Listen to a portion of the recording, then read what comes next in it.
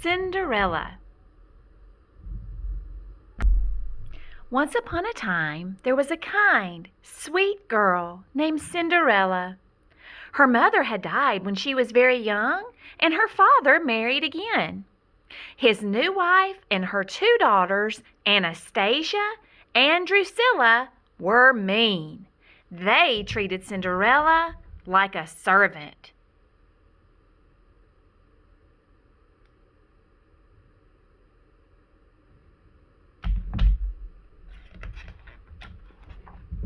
One morning there was a knock at the door.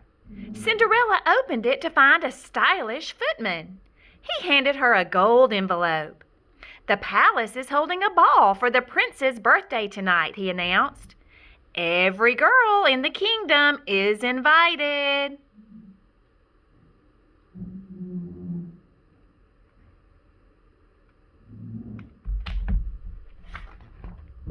"This isn't for you," cried Anastasia, snatching the invitation. "But the footman said that every girl is invited," said Cinderella's father. "Of course she may go," said Cinderella's stepmother slyly, "as long as she finishes all of her chores."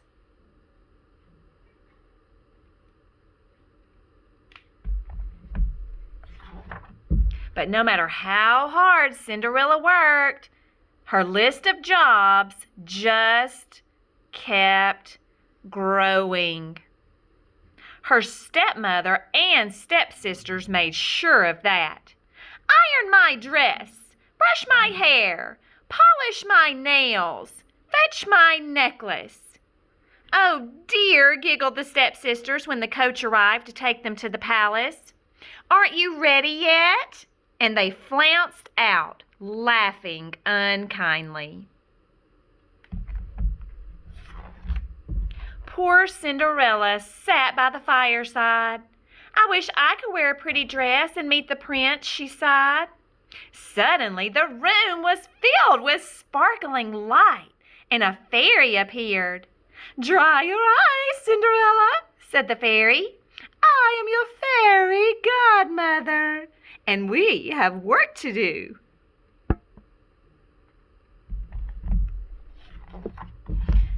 "Go to the garden and fetch me the biggest pumpkin you can find," her fairy godmother said. Swoosh! With a wave of her hand, Cinderella's fairy godmother transformed the pumpkin into a beautiful coach. Next, the fairy godmother searched the courtyard and rounded up 4 white mice and a rat. Swoosh! 4 gleaming white horses and a stylish coachman appeared. "Now for you," said the fairy godmother.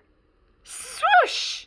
Cinderella's plain dress was transformed into waves of soft silk, and on her feet were 2 glass slippers. "Now remember," said her fairy godmother, "my magic won't last. At midnight, on the final stroke of 12, everything you see before you will disappear." When Cinderella entered the ballroom, the guests couldn't take their eyes off her, and neither could the prince. He rushed over and asked her to dance.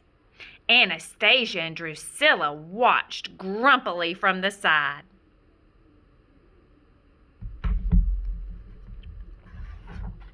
Suddenly, the palace clock began to strike. Bong, bong. Cinderella remembered the warning. The magic was about to end. "I'm sorry," she said. "I have to go."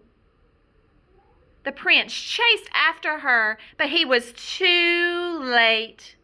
All that remained was Cinderella's glass slipper.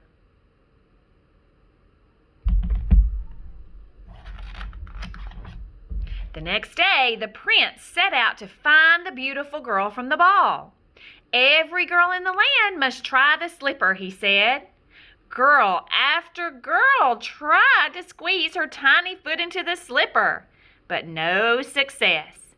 Finally, the prince arrived at Cinderella's house. Anastasia and Drusilla fought, but they could not force their big feet into the small slipper.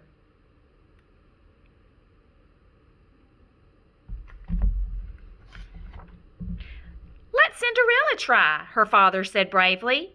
The prince slipped the slipper onto Cinderella's foot. "It fits," he said. "My search is over. Will you marry me?" Cinderella agreed at once. "But she didn't even go to the ball," said her furious stepmother. Suddenly, the fairy godmother appeared. She transformed Cinderella's dress into the beautiful ball gown once again. There could be no mistake. Cinderella was the one.